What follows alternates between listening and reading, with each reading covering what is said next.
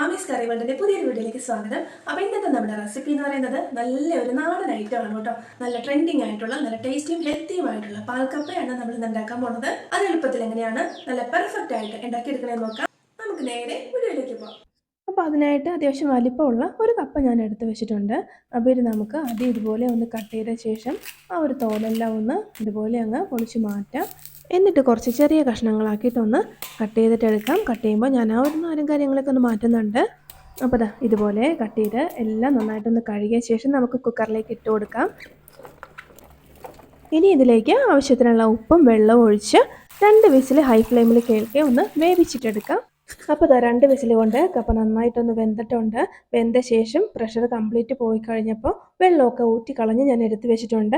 ഇനി നമുക്ക് മിക്സിയുടെ ചെറിയ ജാറിലേക്ക് 2 പച്ചമുളക് ഇട്ട് കൊടുക്കാം.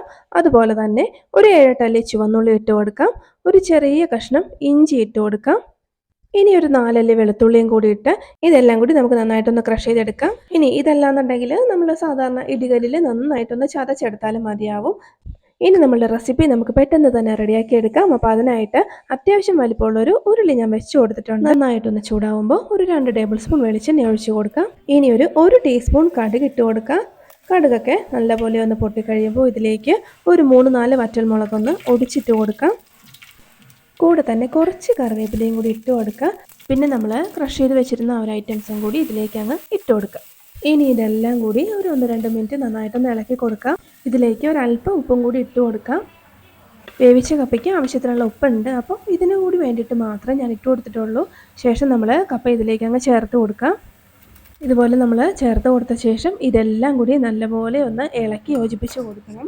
നമ്മളിതിലേക്ക് മുളക് പൊടി കാര്യങ്ങളൊന്നും ഇടില്ല. അപ്പോൾ അതിൻ്റെ പേരിൽ നമ്മൾ ആ ഒരു ക്രഷ് ചെയ്തിട്ട ഇഞ്ചിയുടെയും പച്ചമുളകിൻ്റെയും ഒക്കെ എരിവ് ആ ഒരു കപ്പയിലേക്ക് നന്നായിട്ട് പിടിക്കുന്ന രീതിയിൽ ഇളക്കി കൊടുത്ത ശേഷം ആ ഒരു തവി വെച്ചിട്ട് തന്നെ ഒന്ന് ഉടച്ചും കൂടി കൊടുക്കാം. ഇതുപോലെ നമ്മൾ തവി വെച്ചിട്ടൊക്കെ ഉടച്ച് കൊടുത്താൽ റെഡിയാക്കി എടുത്താൽ നമ്മൾ ഈ ഒരു കപ്പ റെഡിയാക്കി കഴിക്കുന്ന ടൈമിൽ കുറച്ചൊരു ടേസ്റ്റ് കൂടുതലായിരിക്കും. അപ്പോൾ അതാ നന്നായിട്ട് ഞാനൊന്ന് ഇതുപോലെ ഉടച്ചെടുത്ത് റെഡിയാക്കി വെച്ചിട്ടുണ്ട്. ഇനി ഇതിലേക്ക് നമ്മൾ ചേർത്ത് കൊടുക്കേണ്ടത് തേങ്ങാപ്പാലാണ്. അപ്പോൾ അതിനായിട്ട് ഞാനൊരു ചെറിയ തേങ്ങയുടെ പാലാണ് എടുത്തിട്ടുള്ളത്. അത്യാവശ്യം വെള്ളമൊക്കെ ഒഴിച്ച് നന്നായിട്ട് അടിച്ചു പിഴിഞ്ഞ് 1 കപ്പാക്കി എടുത്ത് ഒഴിച്ച് കൊടുത്തിട്ടുണ്ട്.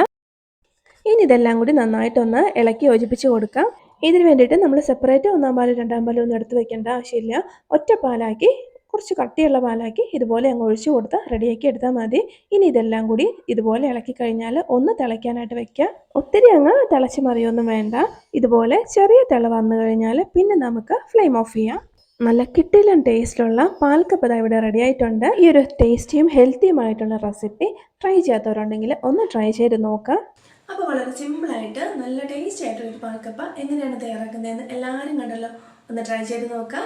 വീഡിയോ ഇഷ്ടപ്പെട്ടാൽ നമ്മുടെ ചാനലൊന്ന് സബ്സ്ക്രൈബ് ചെയ്ത് സപ്പോർട്ട് ചെയ്യാൻ മറക്കല്ലേ. അപ്പോൾ നമുക്ക് മറ്റൊരു നല്ല റെസിപ്പിയുമായി വീണ്ടും കാണാം.